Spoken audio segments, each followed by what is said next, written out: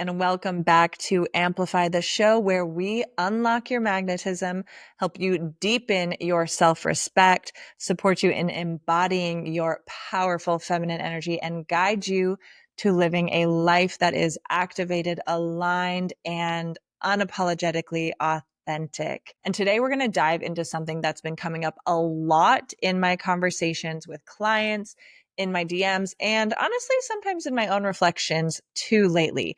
And it is the power of self-respect, emotional mastery, and boundaries, especially when it comes to dating and relationships. So let's start with this. And I want you to sit with this thought for a second because it might be a little bit of a stinger. So disrespect is rarely a misunderstanding. Sometimes it is, sometimes it's just that. Sometimes it's just a misunderstanding that takes a little honest conversation and reflection to clarify and move through, right? Sometimes disrespect is an accident, but usually it's not. Oftentimes, disrespect is a test.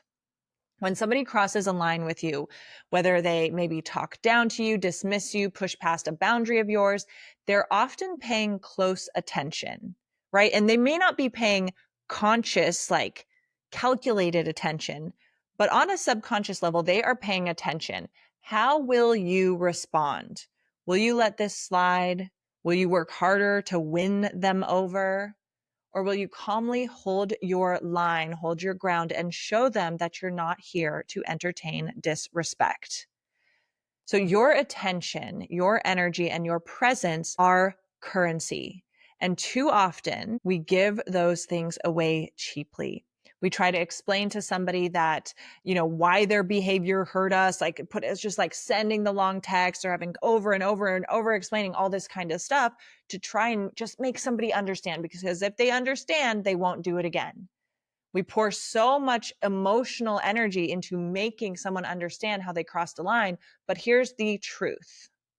People do not respect you because you explain yourself well. They respect you because you respect yourself. And again, if it's the case of an actual misunderstanding, which, as I already said, rarely that's the situation, but if it's the case that the disrespect happens from a misunderstanding or very accidentally, unintentionally, you'll know that it was an accident because it doesn't end up happening again, right? You'll feel their empathy and there will be clarity once you explain, right? But as I said, most of the time, disrespect is not necessarily an accident. So people are going to respect you more, not because of how well you explain yourself and the words that you use, but because you respect yourself. And that shows, your respect shows in how you respond, not in how you explain. And I see so many women, especially in dating, fall into this trap. They think that giving an emotional reaction, whether that's yelling, crying, getting upset, all of that kind of stuff, they think that that is a show of strength. If I just have this big reaction, he'll know that that was not okay and don't ever do it again. A lot of women believe that, okay, if I show them how much this affected me, they'll understand, they'll change. But real strength, real magnetism, lies in your restraint. It lies in emotional mastery, in knowing when to speak and when to simply remove yourself. Because the moment that you overreact, the moment you chase or cling or demand, then you have handed over your power. And without realizing it, you're sending the message of, your validation means more to me than my own self-worth and my own self-respect. And that energy is not attractive. And I don't mean attractive in the like, look how beautiful, amazing I am. Attractive in the sense of polarity and magnetism. It's also not attractive to a healthy person too. But anyway, I digress. And high quality connections are not going to find that energy attractive, right? When you start to chase or cling or demand or over explain or all of that kind of stuff, a healthy, high quality person is not going to find that energy attractive. And it's also not attractive to your own self dignity, right? Like, come on. And so even if your reaction is valid and is angry or upset when somebody disrespects you, that's totally normal to feel that way. When you respond with intensity and with lots of explaining, then you're showing that person how much you care about their disrespect, right? You're showing that you care a lot. You're giving them exactly what they wanted when they disrespected you, which is a reaction, and a reaction that shows how much power they have over you. So when you react by leaning in, right? When you get disrespected, when a boundary gets violated of yours and you react by having a big, big emotional reaction and explaining, and you hurt me because of this, and you're sending paragraphs, all that kind of stuff. When you react by leaning in that way, by over explaining, by having that big emotional reaction, what he thinks in his head is, wow, look how much she cares. Look how important I am. Look at how much control I have. He may not be thinking this in a super like conscious way, but subconsciously, that is what's going on in his mind. So, what do you do instead? You clearly and calmly tell them how their behavior made you feel and what you will not tolerate. So you express yourself and you can say, hey, that really hurt my feelings. And you can show emotion. You really hurt my feelings when you did that. Really made me feel disrespected. That really made me feel unsafe. Whatever it is, you express yourself and then you state your boundaries and your expectations. And then you withdraw your energy. That doesn't mean you give the silent treatment, you go cold, all that kind of stuff, but you pull your power and your energy back to yourself. So boundaries are what keeps your self-respect intact. Boundaries say, this is what I will and will not accept. This is how I allow myself to be treated. And here's the thing, you don't need to announce your boundaries loudly. You don't need to plaster them all over social media or lecture people on your standards, right? You don't need to scream out what your boundaries are. Boundaries are most powerful when they are lived, right? You enforce your boundaries through your actions. And that doesn't mean you don't communicate them, right? Some you don't have to, right? Like here, I'll give you an example of a simple one. When I'm in the early stages of dating somebody, like before, the first couple months, something like that, like I don't answer my phone after 10:30 p.m. I don't answer texts. I don't answer phone calls, anything like that. Even if I'm awake, I'm not answering after that late because who are you to me? You don't need to be disrupting my evening routine. You don't need to be disrupting my sleep. Like if we're not like doing something real here, like you don't get to do that, right? And so that's a boundary that doesn't need to have any explanation because my phone goes on do not disturb at a set time and I'm just not going to answer at a set time. And so if somebody keeps texting me or calling me after 10:30 p.m., they're going to realize that that doesn't work, that they're not going to get a response from that until the next day, right?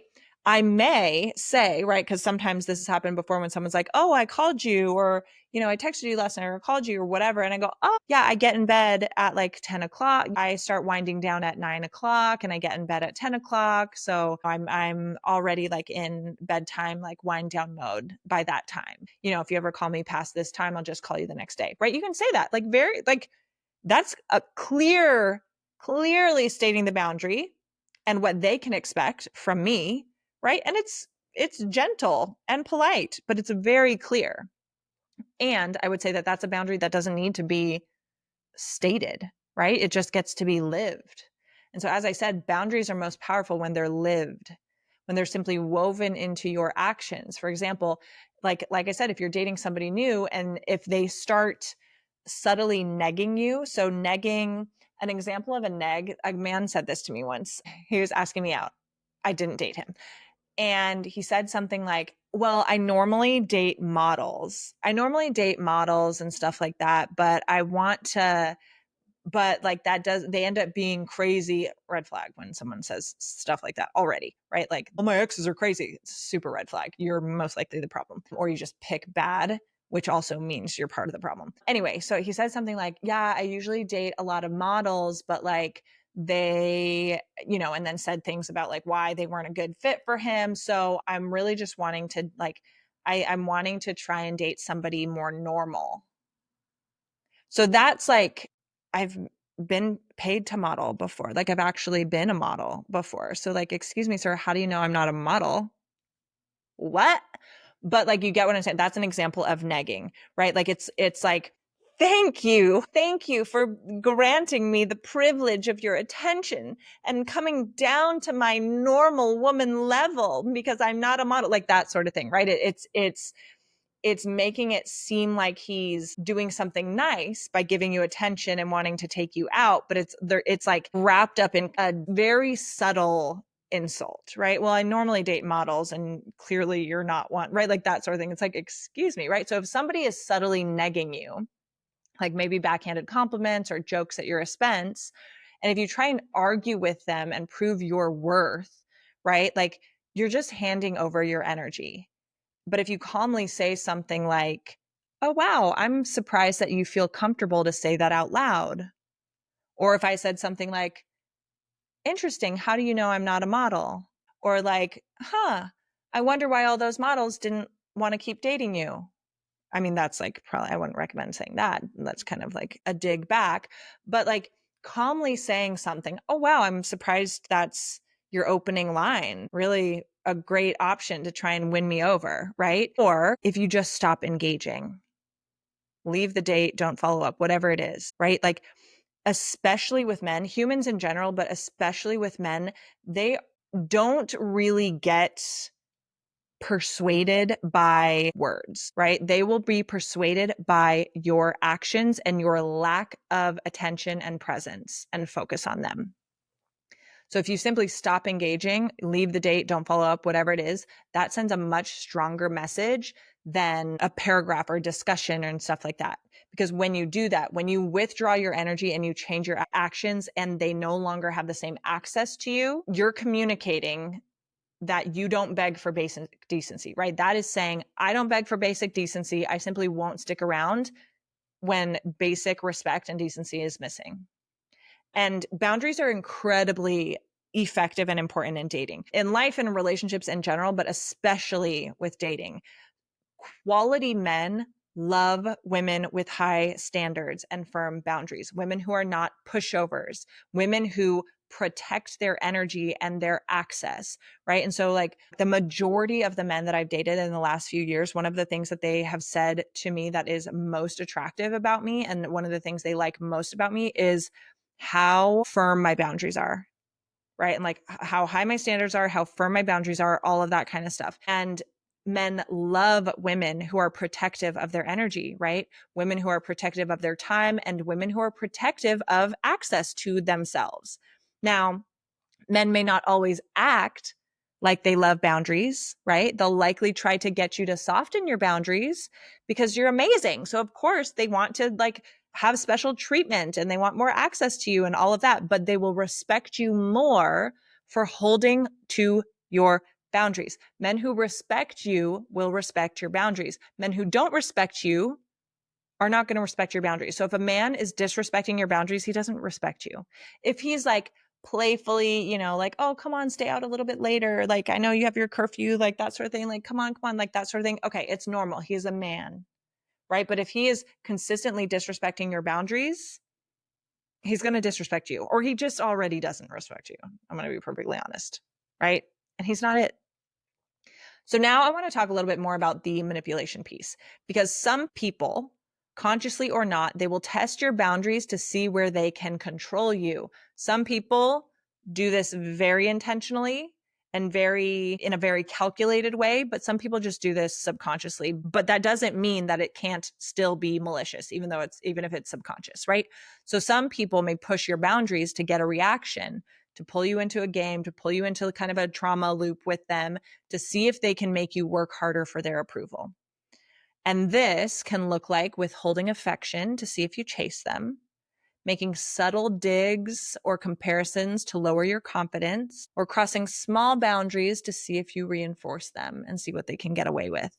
And so every time you stay, every time you explain, every time you try to win them back, you're reinforcing that dynamic, right? Every time you have a conversation with a man who's treating you poorly and you say, hey, remember how we talked about this? And he's like, oh yeah, I'll do better. I'll do better. I'm sorry. I just all this kind of stuff. And he explains it away and it all sounds so good in your head. And he's saying all the right words, but then he just does it again. And you have the same conversation over and over again. Every time you stay, you are showing him that that behavior is okay with you. Because it doesn't matter what you say, it matters what you do. However, if you stay calm, when you don't play that game, and when you quietly walk away and you draw back your energy, you reclaim your power. You show them, I'm not available for this kind of dance. I'm not available for this kind of game. I'm not available for this kind of BS, right? Now, I want to make something super clear with all of this. I'm not saying that you should shove your emotions down or pretend that things don't bother you.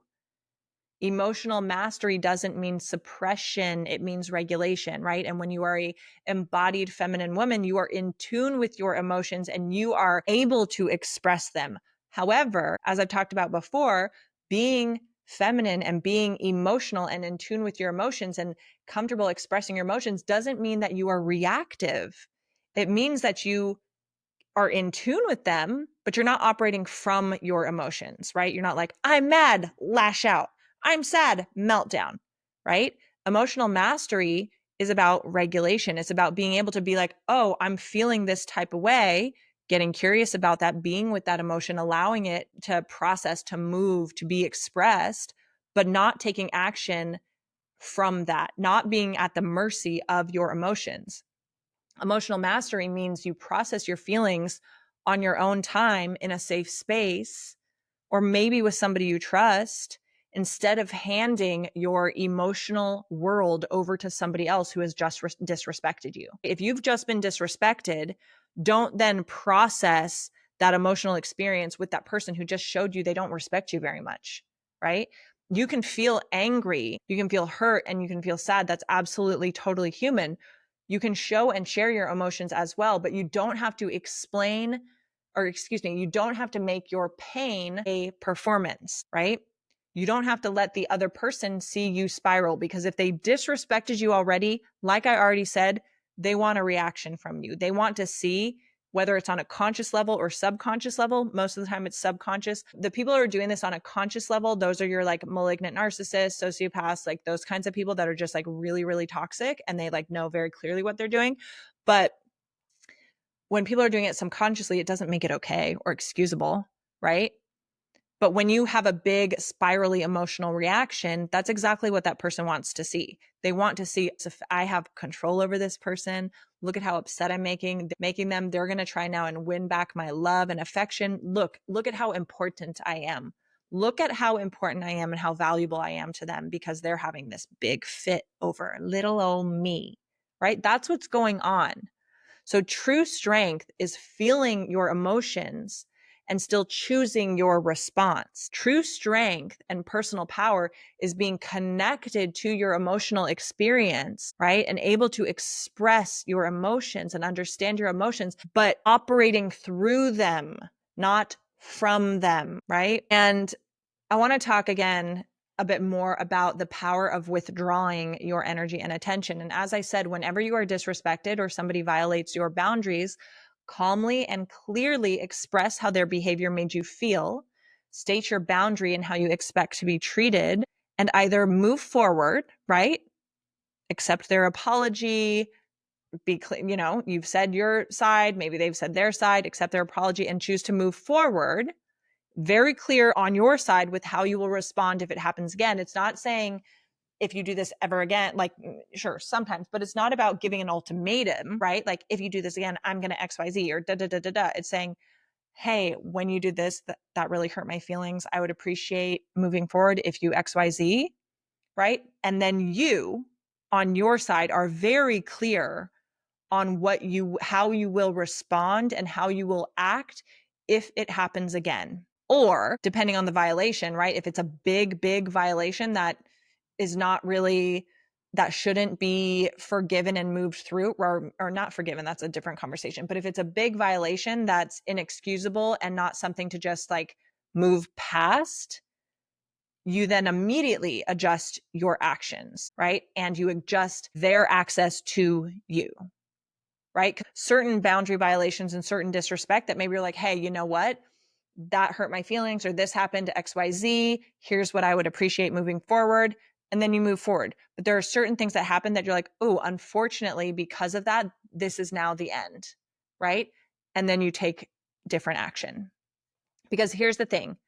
Every time you walk away from something that doesn't honor you, you're signaling to the world and to yourself, I have options, right? I am not operating from scarcity, and I don't think that this person who's treating me poorly, that's not my only option. That's not my only choice. I don't have to settle for that. I trust myself. I believe in my worth, and I'm going to move like I mean that, right?